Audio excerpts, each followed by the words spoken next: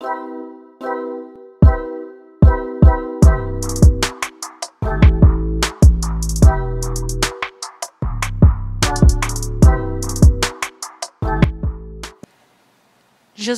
tem só uma passagem de toda a infância dele que aparece nos evangelhos.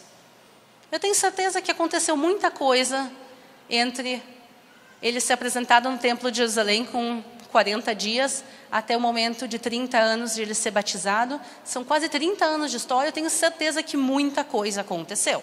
Vocês não concordam comigo? E cadê todas essas histórias? Isso já é um mistério por si só. O que aconteceu na infância de Jesus é um grande mistério. A gente pode fazer aqui horas e horas falando o que aconteceu. Mas os evangelhos, quando eles decidem contar da infância de Jesus, eles decidem contar só uma história. Que é Jesus com 12 anos sendo levado ao Templo de Jerusalém. Ele é levado ao Templo de Jerusalém para celebrar a festa da Páscoa judaica. Então toda a família vai junto a Jerusalém, eles estão lá e a família começa a voltar com toda a caravana, com todo mundo de volta para Galileia. E no meio do caminho perguntam: Maria, tu está com Jesus? Não, eu achei que ele estivesse contigo, ele está com ela. E eles se dão conta que Jesus não estava com eles a caminho de Nazaré, a caminho da Galileia.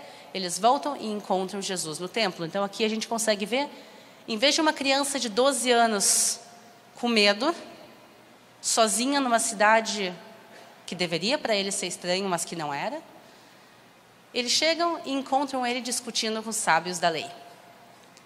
A idade de 12 anos é muito importante, porque na idade de 12, 13 anos, no judaísmo, é feito o bar e o bat mitzvah. Isso quer dizer que eles passam a ser adultos aos olhos da religião. O menino agora, hoje em dia com 13 anos, naquela idade pode ser que seja com 12, o menino agora pode fazer leituras públicas, ele pode pegar os pergaminhos bíblicos, abrir e ler e fazer leituras públicas. Por mais jovem que ele seja, ele é considerado igual aos olhos da religião. E esse menino de 12 anos, agora, está em frente aos sábios da lei e todos maravilhados com o conhecimento que ele tinha.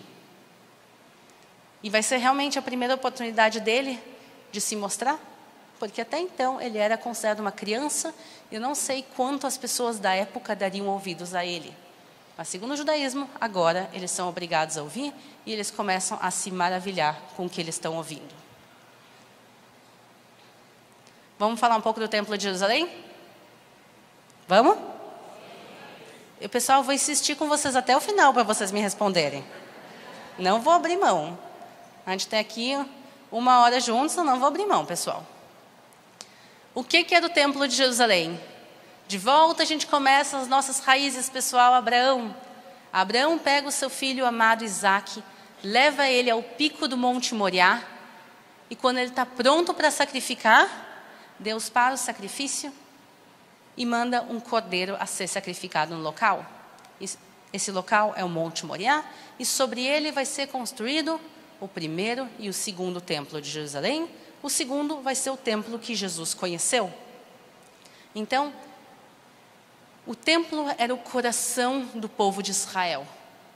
Até os dias de hoje, quando o judeu ora, a gente ora em que direção? Em que direção? Jerusalém, muito bem. Mas se eu estou em Jerusalém, em que direção eu oro?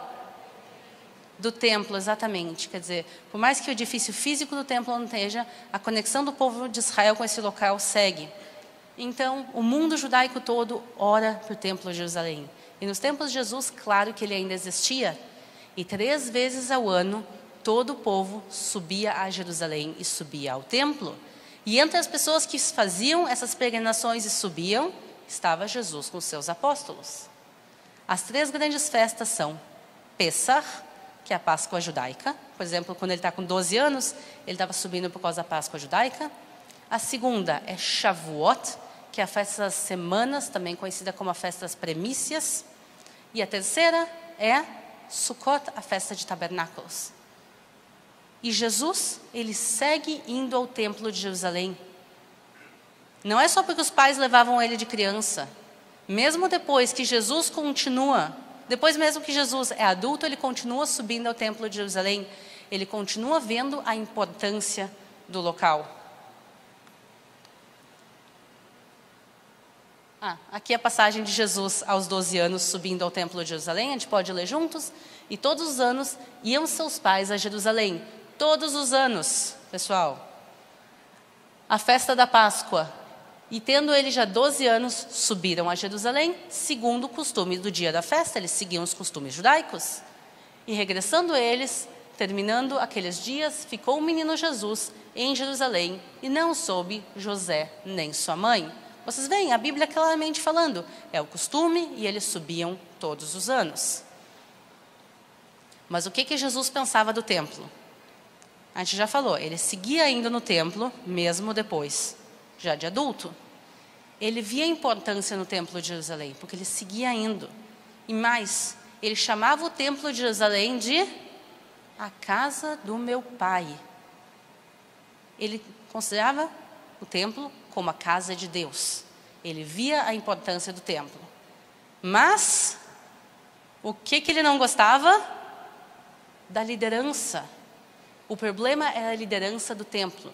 Não é o templo em si, e sim aqueles que governavam. E ele chamava eles de hipócritas. Ele estava preocupado com a hipocrisia daquelas pessoas, e não com o templo em si. E ele não era o único a criticar o Templo de Jerusalém, ou melhor dizendo, a criticar como o Templo de Jerusalém estava sendo administrado. Tinha um grupo judaico chamado os essênios, que eu já vou falar deles. Mas uma coisa que eu quero deixar bem clara, os fariseus não são o judaísmo. Não todos os judeus naquela época eram fariseus. O judaísmo era dividido em grupos. E Jesus claramente criticava os fariseus e não todo mundo. Os três principais grupos chamavam os fariseus, os saduceus e o terceiro, os essênios. E é sobre eles que a gente vai falar. A qual grupo Jesus pertencia? A gente não sabe. Se a gente for olhar as crenças e as falas de Jesus, o ministério de Jesus, a gente vai dizer, entre todos eles, o que Jesus mais se parecia era com os essênios, e ainda mais João Batista ainda era mais parecido, a gente vai falar disso. A gente não tem certeza se ele era essênio, mas isso é importante. Quando Jesus critica o judaísmo, ele não está criticando o judaísmo como um todo, ele está criticando como um judeu, criticando um grupo dentro do judaísmo que são os fariseus. E não também todos os fariseus, a gente nunca pode generalizar. Os fariseus eram um grupo grande e ele não criticava a todos eles, e sim a liderança dos fariseus que era hipócrita.